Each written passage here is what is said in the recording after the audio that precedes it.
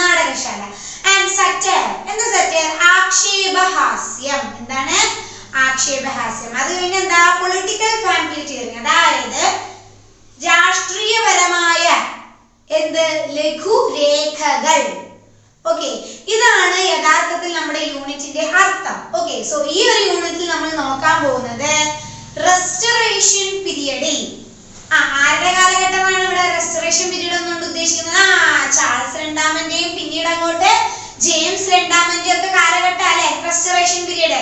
So restoration പീരിയഡിൽ ഈ തിയേറ്ററിനും സറ്റയറിനും political പാംഫ്ലെറ്റിയറിംഗിനും എല്ലാത്തിനും വന്ന മാറ്റങ്ങൾ എന്താണ്? അഥവാ ഇതൊക്കെ എങ്ങനെയായിരുന്നു ഈ റെസ്റ്റോറേഷൻ പീരിയഡിൽ ഈ തിയേറ്റേഴ്സും ഈ ആക്ഷേപഹാസ്യവും ഈ രാഷ്ട്രീയപരമായ ലഘു രേഖകളൊക്കെ എങ്ങനെയായിരുന്നു, അല്ലെങ്കിൽ അവയുടെ സ്ഥാനം എങ്ങനെയായിരുന്നു എന്നാണ് ഈ യൂണിറ്റിൽ നമ്മൾ ഡിസ്കസ് ചെയ്യാൻ പോകുന്നത്. ഓക്കെ, സോ നമുക്ക് നോക്കാം. അതിനു മുൻപ് തന്നെ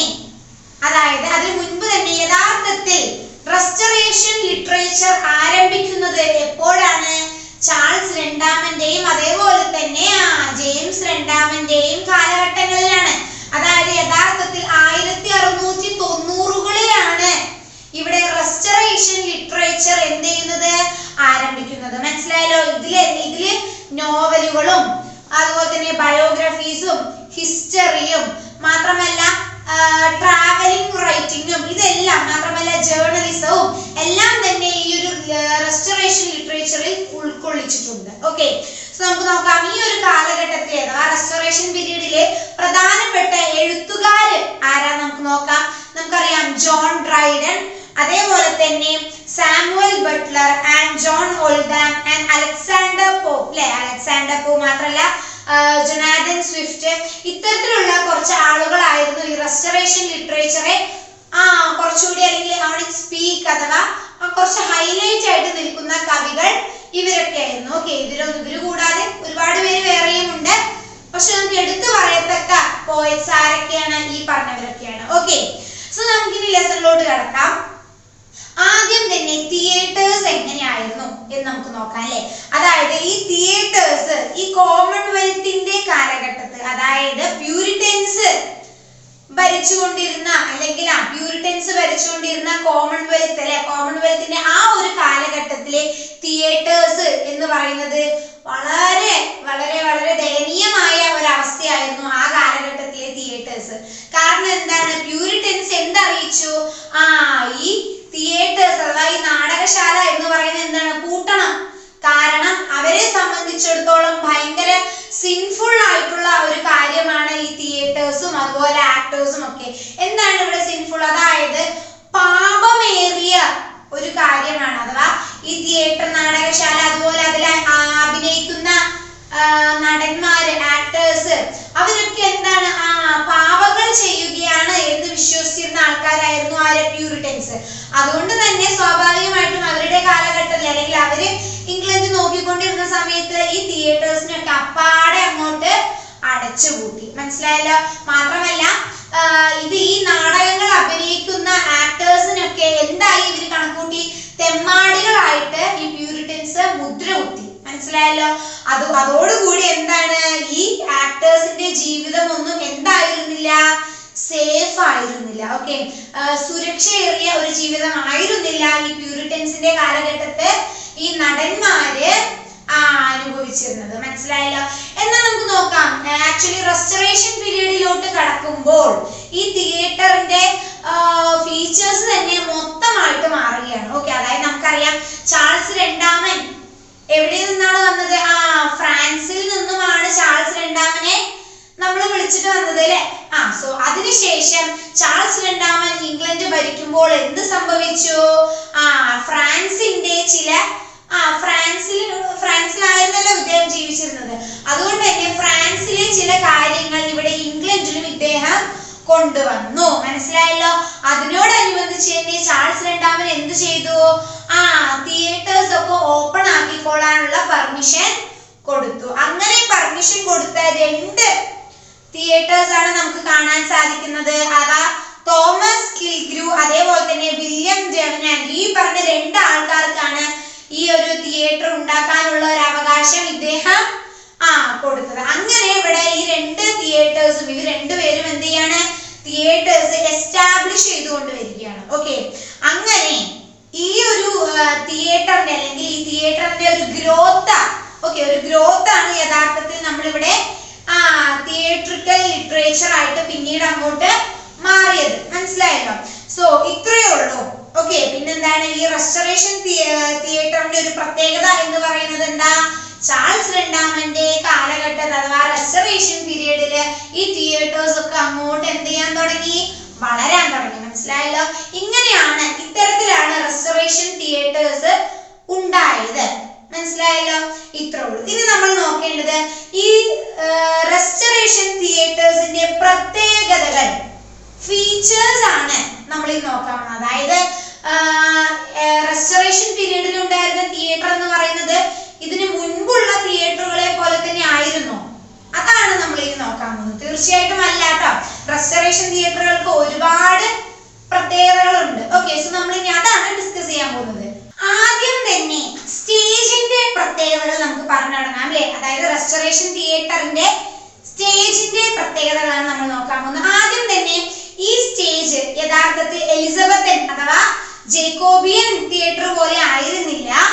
പകരം എന്തായിരുന്നു? പബ്ലിക്കലി ആയിരുന്നു ഈ സ്റ്റേജ് ഉണ്ടായിരുന്നത്. ഓക്കെ, പബ്ലിക് ആയിട്ടുള്ള അത്തരത്തിലുള്ള ഒരു രീതിയിലായിരുന്നു ഈ സ്റ്റേജ്, റെസ്റ്റോറേഷൻ തിയേറ്ററിന്റെ സ്റ്റേജ് പണിപ്പെടുത്തിയത്. മാത്രമല്ല ഇതിന്റെ സ്ട്രക്ചർ അതായത് നോട്ടബിൾ ആയിട്ടുള്ള ഒരു സ്ട്രക്ചറും അതേപോലെ തന്നെ വിഷ്വൽ ചേഞ്ചസും എല്ലാം തന്നെ ഈ റെസ്റ്റോറേഷൻ തിയേറ്ററിന്റെ ഒരു പ്രത്യേകതയായിരുന്നു. ഓക്കെ, നോക്കാം. ഇതിന്റെ ഓഡിയൻസ് അഥവാ ഈ സ്റ്റേജിന്റെ ഫ്രണ്ട് ഭാഗം എങ്ങനെയായിരുന്നു? ഓഡിയൻസിനെ അഭിമുഖീകരിക്കുന്ന ഒരു തരത്തിലായിരുന്നു ഈ സ്റ്റേജ് പണിത് വെച്ചിട്ടുള്ളത്. മാത്രമല്ല അതിന്റെ സ്റ്റേജിന്റെ ഫ്രണ്ട് ഭാഗം കർട്ടൻ കൊണ്ട് മറയ്ക്കുകയായിരുന്നു ചെയ്തത്. ഓക്കെ, അതിനുശേഷം അവിടെ നാടകം തുടങ്ങാറാകുമ്പോൾ ആ കർട്ടൻ അങ്ങോട്ട് വലിച്ചിട്ട് പിന്നെയാണ് എന്ത് ഓഡിയൻസ് ഈ സീനറി കാണുന്നത്. ഓക്കെ, സീനറി എന്താണെന്ന് അറിയില്ലേ? അപ്പൊ ഈ സീനറി കർട്ടൻ വലിച്ചതിന് ശേഷം സീനറി ആര് കാണുന്നു? ഓഡിയൻസ് കാണുന്നു. മനസ്സിലായല്ലോ?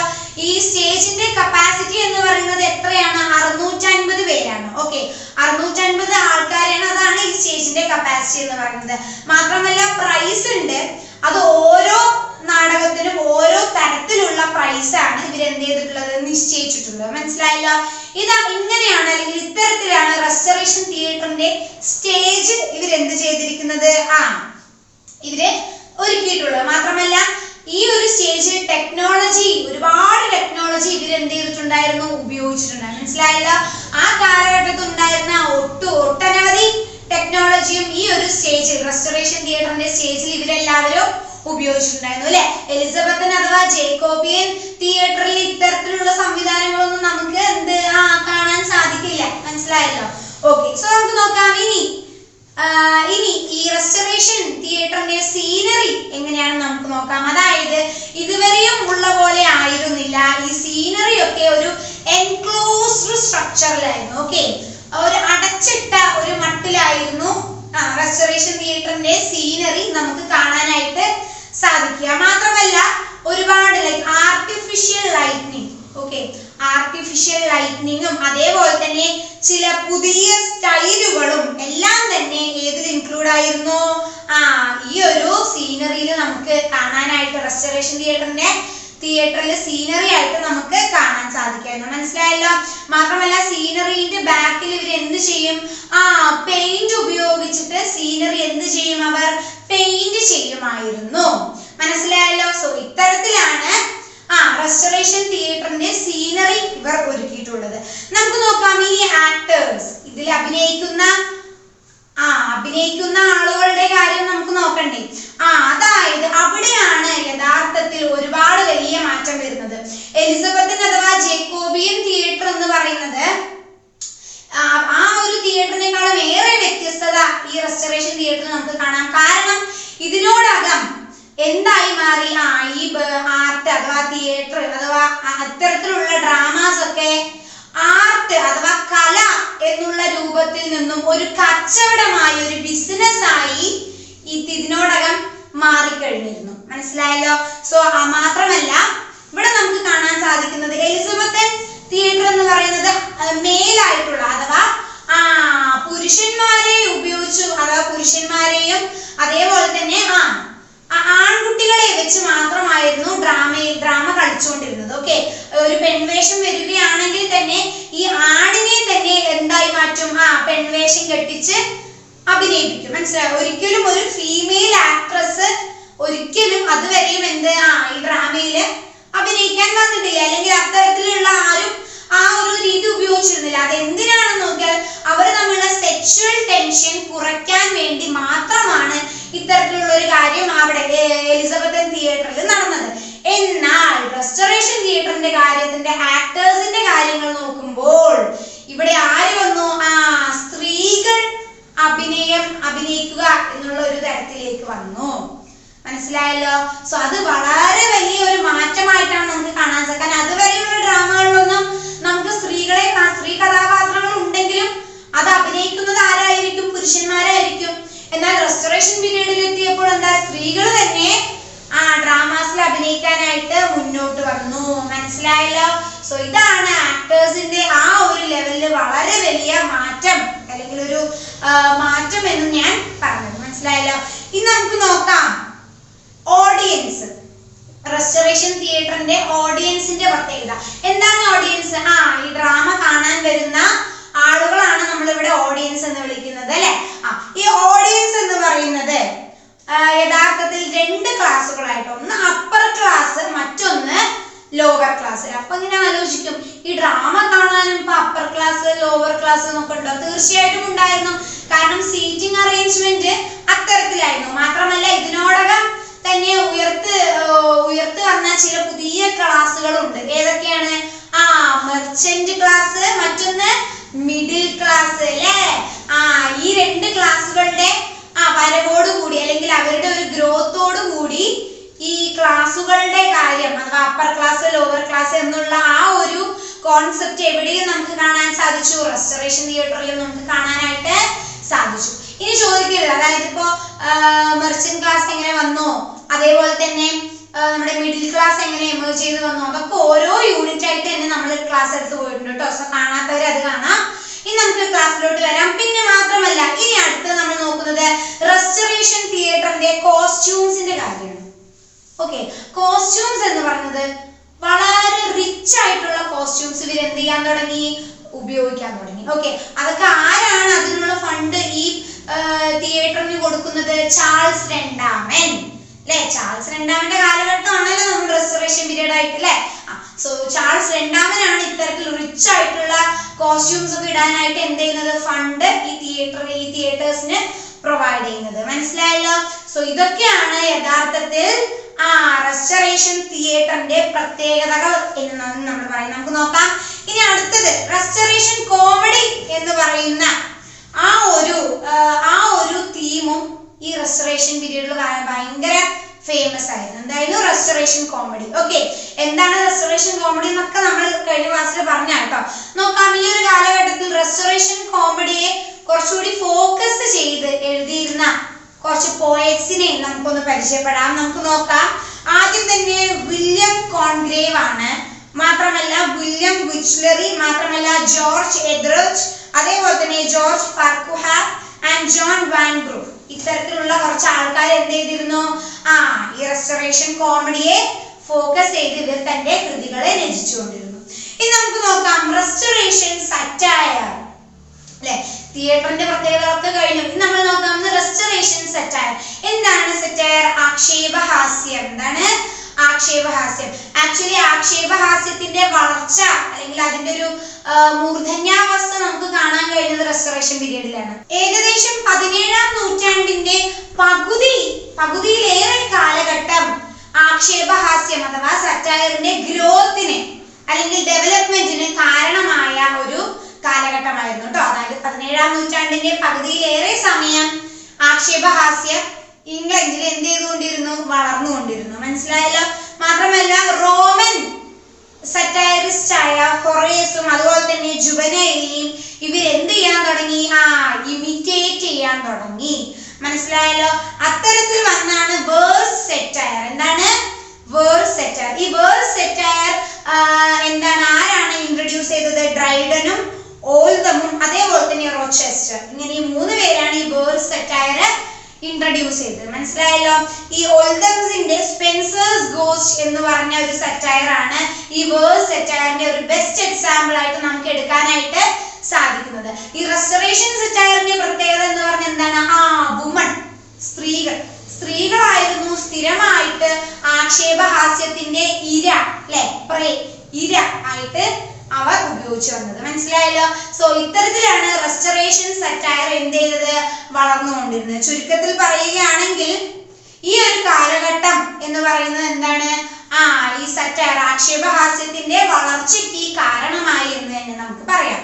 ഇനി നമ്മൾ അടുത്തത് നോക്കാൻ പോകുന്നത് പൊളിറ്റിക്കൽ പാംപ്ലെറ്റ്സ്. അല്ലെ, എന്താണ് ഈ പൊളിറ്റിക്കൽ പാംപ്ലെറ്റ്സ്? ഞാൻ നേരത്തെ പറഞ്ഞ പോലെ തന്നെ രാഷ്ട്രീയപരമായ ലഘുരേഖകളെയാണ് നമ്മൾ ഇവിടെ പൊളിറ്റിക്കൽ പാംപ്ലെറ്റ്സ് എന്നുകൊണ്ട് ഉദ്ദേശിക്കുന്നത്. ഈ പാംപ്ലെറ്റ്സ് എന്ന് പറയുന്നത് ലഘുരേഖകൾ എന്നുകൊണ്ട് ഉദ്ദേശിക്കുന്നത് it is A short quarto book. അതായത് ചെറിയ ഒരു ബുക്ക്, ചെറിയ കുറച്ച് പേജസ് ഉള്ള ഒരു ബുക്കിനെയാണ് നമ്മൾ ഇവിടെ ഇങ്ങനെ ഉദ്ദേശിക്കുന്നത്. നമുക്ക് നോക്കാം, അതിൽ 1 മുതൽ 12 പേജസ് വരെ നമുക്ക് ഈ ഒരു അല്ലെങ്കിൽ ഒരു നോർമൽ ആയിട്ടുള്ള ഒരു പാംപ്ലെറ്റുകൾ നമുക്ക് എന്ത് ചെയ്യാൻ സാധിക്കും? കാണാനായിട്ട് സാധിക്കും. അതല്ല എന്നുണ്ടെങ്കിൽ 8 മുതൽ 9 പേജസും നമുക്ക് ഇതിൽ കാണാനായിട്ട് സാധിക്കും. മനസ്സിലായല്ലോ. നോക്കാം, ഇത് എന്തിനാണ് ഈ പാംപ്ലെറ്റേഴ്സ് ഉപയോഗിക്കുന്നത്? പുതിയ ഐഡിയാസോ അല്ലെങ്കിൽ പുതിയ കാര്യങ്ങളോ ഇതൊക്കെ ആൾക്കാരുടെ ഇടയിലേക്ക് ഡിസ്ട്രിബ്യൂട്ട് ചെയ്യുക എന്നുള്ള ഒരു ഉദ്ദേശമാണ് യഥാർത്ഥത്തിൽ ഈ ലഘുരേഖകൾക്ക് ഉണ്ടായിരുന്നത്. മനസ്സിലായല്ലോ. മാത്രമല്ല ഇതിന്റെ തീം അഥവാ ഇതിന്റെ ഉള്ളടക്കം അല്ലെങ്കിൽ ഇത് എന്തിനെ കുറിച്ചായിരിക്കും?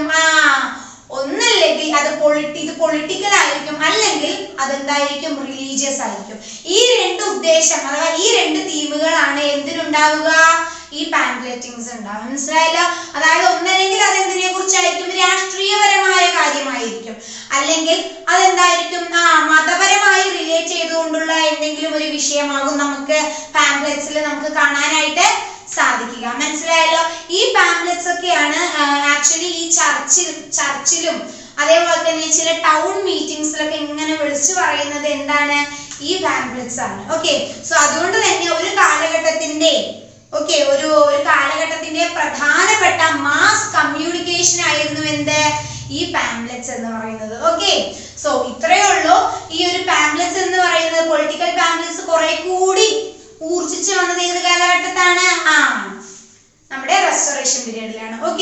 സോ ഇങ്ങനെയാണ്, അഥവാ റെസ്റ്റോറേഷൻ പീരീഡിൽ തിയേറ്ററിന്റെ സ്ഥാനം ഇങ്ങനെയായിരുന്നു, അതുപോലെ തന്നെ സറ്റയറിന്റെ സ്ഥാനം ഇങ്ങനെയായിരുന്നു, മാത്രമല്ല പാംപ്ലെറ്റ്സിന്റെ സ്ഥാനം ഇങ്ങനെയായിരുന്നു. ഇത്തരത്തിലുള്ള കാര്യങ്ങളൊക്കെയാണ് നമ്മൾ ഈ ഒരു യൂണിറ്റിൽ ഡിസ്കസ് ചെയ്തത്. ഇത്രയേ ഉള്ളൂ. വളരെ ചെറിയൊരു ലെസൺ ആണ്. നമുക്കൊന്ന് മനസ്സിലാക്കിയിരുന്നാൽ മതി. ഇത് ഇരുന്ന് പഠിക്കേണ്ട ഒരു ലെസൺ ഒന്നുമല്ല. സോ ഇതോടുകൂടി നമ്മുടെ ഫസ്റ്റ് സെമിസ്റ്ററിലെ ബ്രിട്ടീഷ് ഹിസ്റ്ററി എന്ത് ചെയ്യാണ്? നമ്മൾ കംപ്ലീറ്റ് ആയി കഴിഞ്ഞിരിക്കുകയാണ്. ഇനി നമുക്ക് അടുത്ത അല്ലെങ്കിൽ ബ്രിട്ടീഷ് ഹിസ്റ്ററിയുടെ പാർട്ട് 2 ക്ലാസ് വരുന്നവരേക്കും ബൈ ആൻഡ് താങ്ക് യു.